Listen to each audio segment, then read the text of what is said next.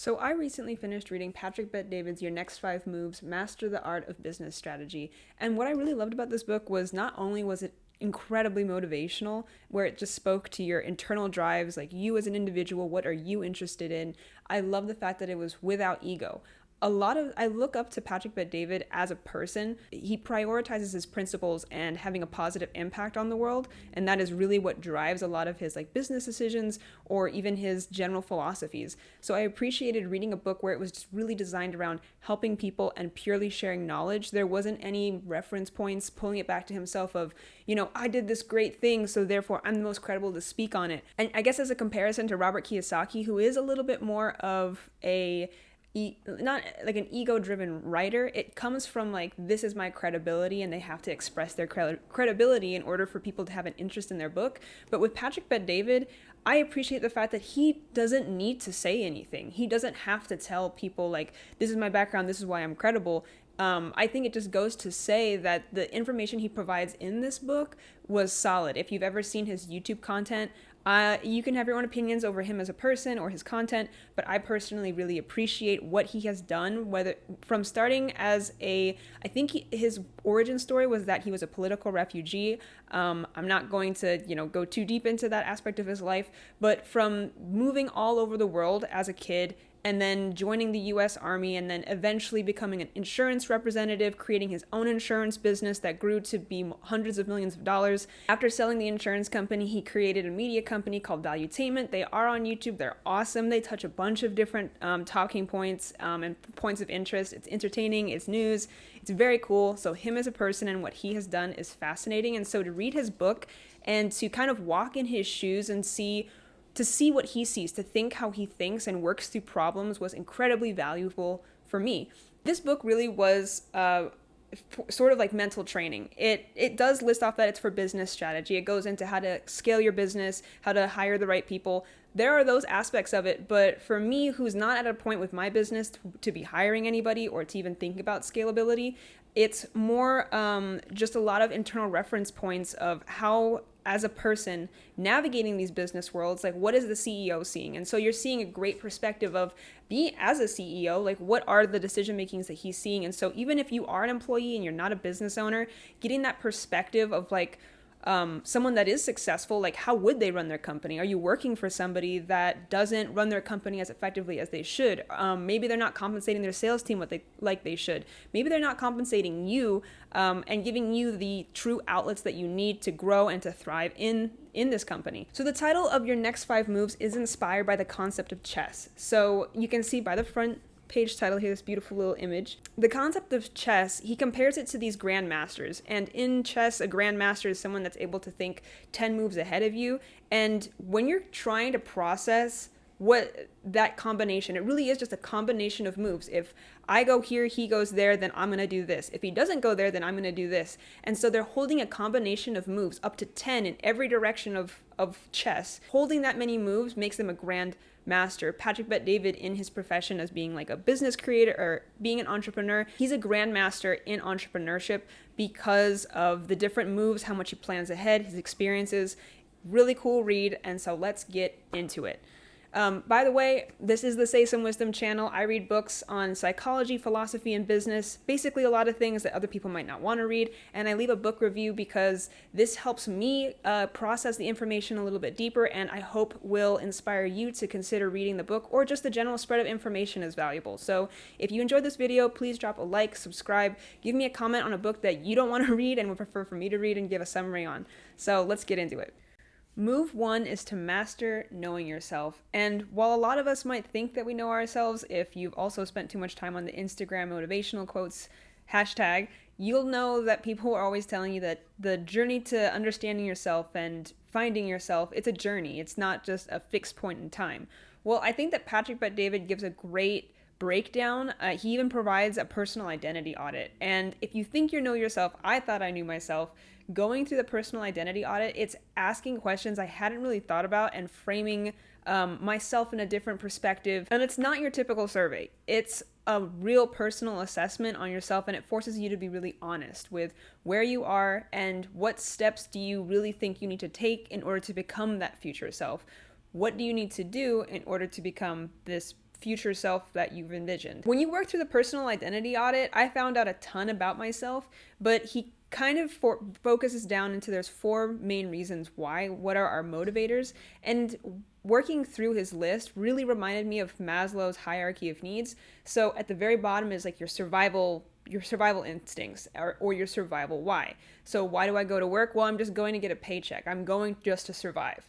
And that's a very baseline thinking. But once you get out of that survival state, let's say that, now that you have a savings cushion, you start to pursue status. And so from status, it's like these different levels of thinking. You can't reach this higher purpose or this higher why without having these base levels kind of satisfied too. So after you're pursuing survival, you're pursuing status. And in that status, you're actually starting to compare yourself with who you are in your community and wanting to place yourself as someone that does have like impact. Once you've reached this level of status, the next why that people experience is freedom. So you start to pursue freedom, like, okay, well, great, I have this job, I have a savings account, but now I want to be free. Like, I don't want to report to anyone. I don't want to have to clock in or out. And from that freedom status, you start to really think about purpose. So the progress is from survival, status, freedom, and then purpose. And if you're able to think about purpose, he's suggesting that you're kind of in a luxurious place in life. You can actually wonder about it versus if you're just focused on trying to feed yourself, trying to, get paycheck to paycheck, trying to just afford your rent every month, it's going to be really hard for you to even question what the purpose of something is. So take the personal identity audit. It's just like 12 or 15 questions. You can probably find it online outside of the book, but it's super helpful. I highly recommend that you take it. It really is a mental exercise that you kind of have to think about, and then after you complete it, you're wondering, like, is this really how I think? Do I want to think like this?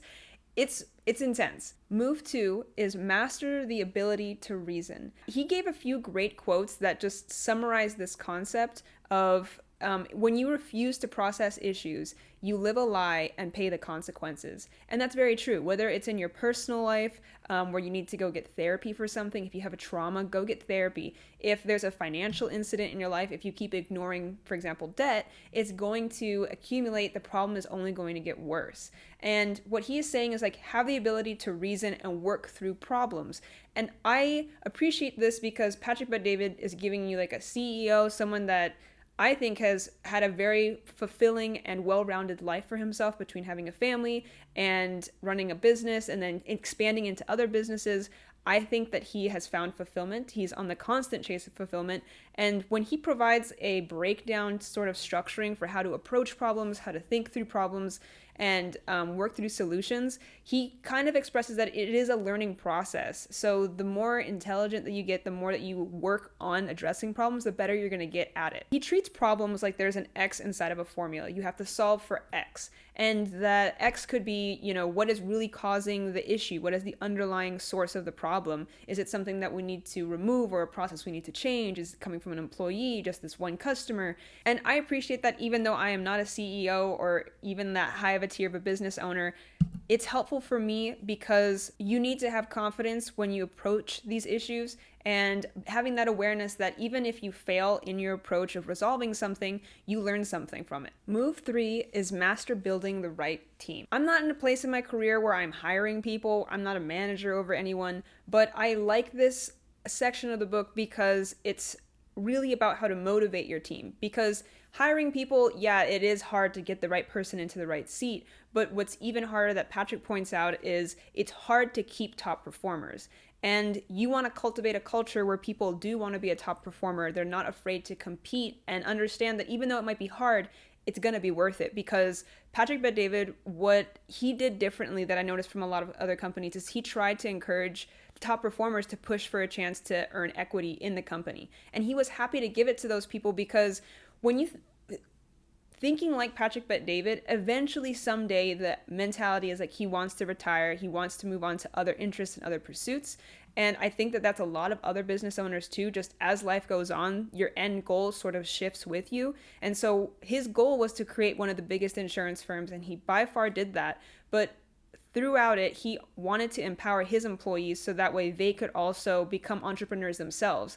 And I like that a lot about Patrick Bet-David's underlying philosophy is that at a certain point, you were given so much that it's really time to give back. And that's really everything that he's been doing, I think, through his media platform and through his writing, is to just give it back. It doesn't even feel like it's really for profit. I know he is making money from a variety of things, but it just doesn't feel like it's profit driven, which I appreciate about his entire brand. In Master Building the Right Team, he discusses that there are 9 love languages of entrepreneurs, and it's inspired by the 5 love languages. It's a great book. If you haven't read it, super helpful for any relationships that you have. And in Building the Right Team, he discusses this concept of how trust equals speed. The easiest example I can give for trust converting to speed is you start to trust a brand. Once you trust the brand, the process of purchasing it becomes much easier for you. And so when you build that trust with something, it automatically speeds up your relationship with it. You're not going to be hesitant. You're not going to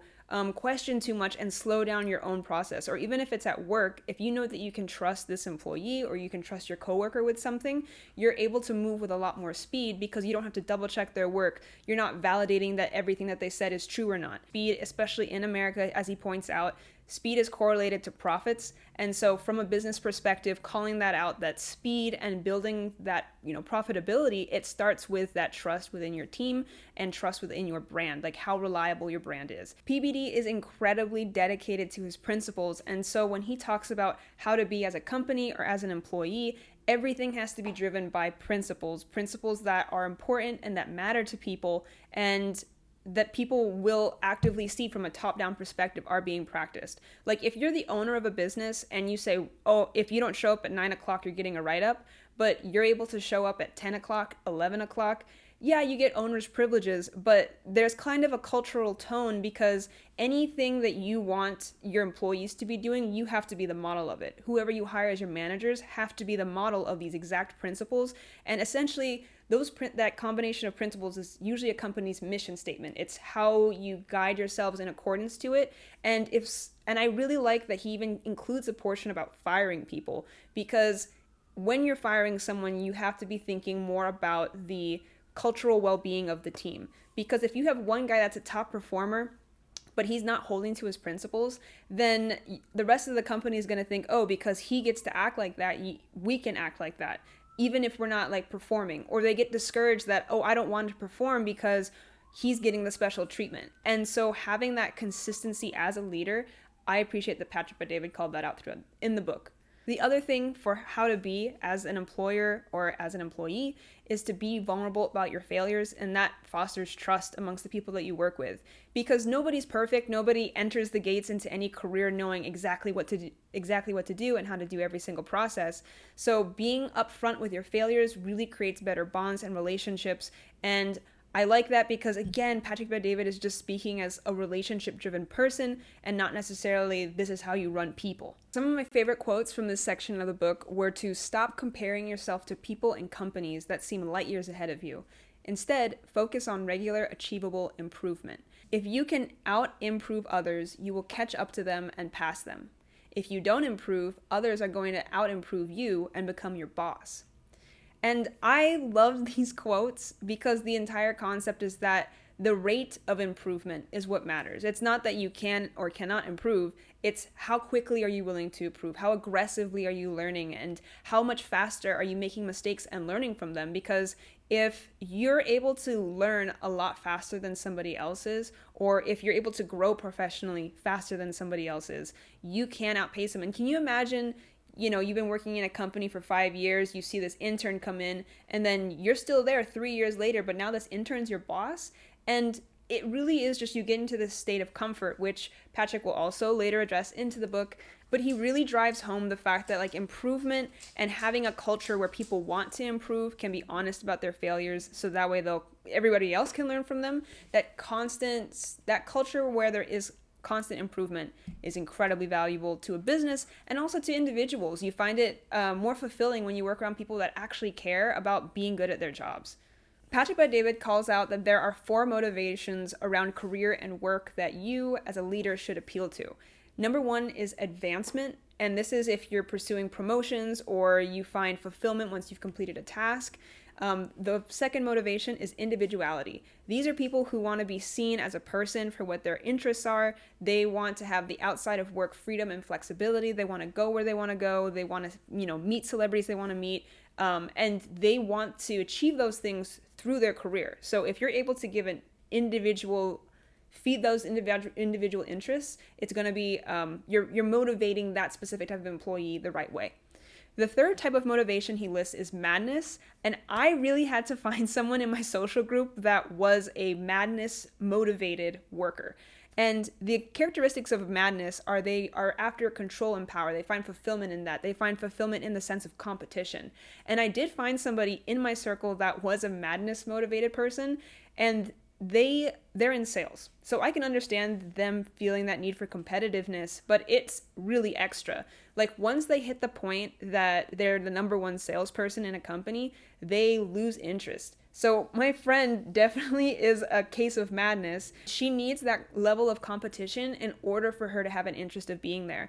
If she's already become the best in the company, as Patrick Bet-David would call out, those top performers are really hard to keep around because of these different motivations that you do have to feed into and recognize. And the fourth motivator that Patrick Bet-David lists is purpose. And this is people who want to feel impact on the world, who want to help others, and that's where they find fulfillment through their work. Granted, I think most people are a combination of all these four things. I think for personally myself, I choose individuality and purpose. It's really hard for me to separate the two because as an individual, I need to find purpose in something, and I think purpose is different for every person. Move 4 is to master a strategy to scale. And this chapter spoke to me as a data analyst that works with systems because Patrick Bet-David literally called out those two components of business being very important for you to scale. You need a system, and you need several systems that are scalable. Like if you're only relying on like QuickBooks can scale to a certain point. If you're starting to manage hundreds of millions of dollars instead of just a few millions of dollars, you're probably going to need an enterprise wide system, an ERP that everybody's able to use. From an ERP, you're able to extract data, and that data is going to give you business intelligence, but you need somebody that's highly skilled in data analytics in order to give you those insights. And so he even says in the book to hire at least one solid financial or data analyst onto your team that can give you these insights. In this chapter, he talks about how you have to stay hungry for survival and to never get comfortable. And he uses this example of David versus Goliath. So Goliaths are just any of these giant companies or businesses. They could be a competitor. It could just be an obstacle to your business. But a Goliath is just a monster of a thing to overcome. So Patrick Bet-David used the Goliath example when he was saying he first started his insurance company and he was out on his own. I think he had maybe one employee under him, and he gets hit by a lawsuit from a major insurance company who's trying to put him out of business. And he knows they're trying to put him out of business with this massive lawsuit. But he has to face this kind of road. Am I either going to give up on my business without even barely having tried, or am I going to pay for the lawsuit and or settle on it and then move forward from there? He ended up settling, and even though this was still a massive competitor to him, over time he did end up becoming one of the major players in the game and a competitor right next to his Goliath, someone that had tried to put him out of business. And what he's saying is that eventually, if you are trying to become one of the biggest companies, you have to know that the Goliaths out there are going to get lazy. They're going to get fat and comfortable. They're going to start moving a lot slower, and they're only going to start thinking one move, 2 moves ahead. And if you're always thinking 5 to 10 moves ahead and you have the long game mentality, you're going to eventually surpass them. And the whole concept of the improving the rate of improvement, that also applies here, where if you're able to keep growing and scaling yourself, hiring the right teammates, keep getting the sales in, if you're doing all the right things in order to really compete with that Goliath, just keep getting bigger, because the Goliath's probably not going to notice, so focused on just enjoying where they're at right now. But once that David becomes a Goliath in itself, like once your business is massive and able to compete with these other big entities, you have to still keep staying hungry. Don't get comfortable, because that's how you can end up becoming swallowed up just as quickly. Like if you think of companies like Sears, there's a ton of companies that were just, you would never think that they would close down. But because they got so big and so comfortable, they didn't keep innovating, they didn't adapt or think 5 moves ahead in order to stay ahead of their competition. He provides this fantastic quote that I've never heard before, and it's from the 33 Strategies of War by Robert Greene. And it goes, "You are your own worst enemy. You waste precious time dreaming of the future instead of engaging in the present. Since nothing seems urgent to you, you're only half involved in what you do. Cut your ties to the past. Enter unknown territory where you must depend on your wits and energy to see you through. Place yourself on death ground where your back is against the wall and you have to fight like hell to get out alive." That quote gives me goosebumps every time. It is such like a metal quote. It's so hardcore. But when you're talking about like staying hungry, it's hard because I know people that have come from poverty, started making 6 figures, eventually became millionaires, and that hunger is something that has never left them. And I think about people that are immigrants into America and they still have that hunger because they never want to return to the poverty that they experienced before. And so when I think about success, it's like part of you, even if you don't have something that's underlying that triggers you to fight back or to get fired up like that, at least you know what hunger feels like. Stay hungry, whether it's professional or whatever it is, because if you don't stay hungry, then the predator can become the prey. Move 5 is to master power plays, and he opens up this section of the book discussing mobsters. Mobsters personally have a close connection to me because I live in Las Vegas. This city of business would not exist had it not been for the mobsters and their business ideas, and Patrick Bet-David is not condoning any unethical or illegal forms of doing business, but he does say that there were some qualities in how they conducted business that could be taken as a modern lesson for us today. The main thing that he said was to create a mutual benefit. And so with a lot of these approaches between like the mob families, they would always have to approach each other with this mutual benefit in mind, and also knowing that any mistakes were life and death. PBD gives an example for creating mutual benefits where he said that he was at an event and a real estate agent walked up to Patrick Bet-David, told him that, hey, I love your show. I love what you're doing. It's really amazing. It's changed my life. And here's my card. If you're ever in California and trying to buy real estate, give me a call. And Patrick Bet-David says to him, do you know what you just did? And the real estate guy says no. And PBD said, that's like going up to a woman at a bar and saying, you're absolutely gorgeous. Listen, if you ever want to go to bed with me, here's my card. Give me a call. No! God, please, no! And I'm sure that plenty of us have had that weird experience before, because you're also learning that that's not how you approach a woman. That's not how you approach anybody in a situation, is with a single side. What Patrick Bet-David is trying to say instead is recognizing what value you can give to a party before you even approach them. Go into something with the mentality that you're going to be giving before you receive anything. And whether it's through content creation, people will care more about what are you giving up front versus like what are you getting out of it. And personally, I don't get anything out of YouTube. This is just my creative outlet.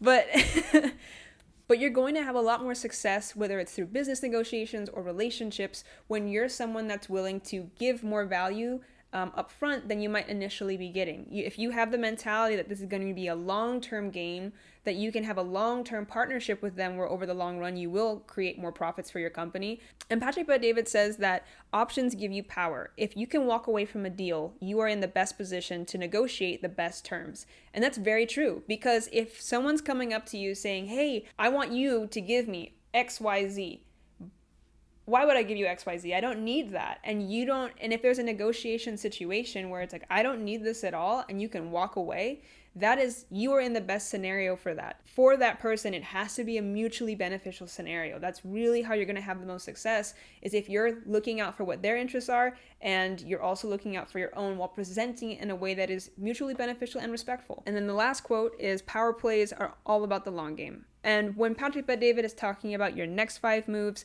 it's thinking in the long game, and that's you're strategizing your next moves, your next plays to be winning plays. So in conclusion, I would give this book a 9.5 out of 10. The only knock is that the chess theme seems to sit a little high overarching rather than sewed into every single section of the book. I still appreciated every word that was in the book. It was really insightful for me as a person. I talked about it. I sent the personal identity audit to all of my friends and family because I was shooketh, bro. Like, I was shook. And I think that anybody would benefit from it. So this book really reached me as a growing entrepreneur, and it speaks to the employee aspect of my life as well, in terms of just considering and learning from my current employer, like what can I be doing within my business when I make that jump?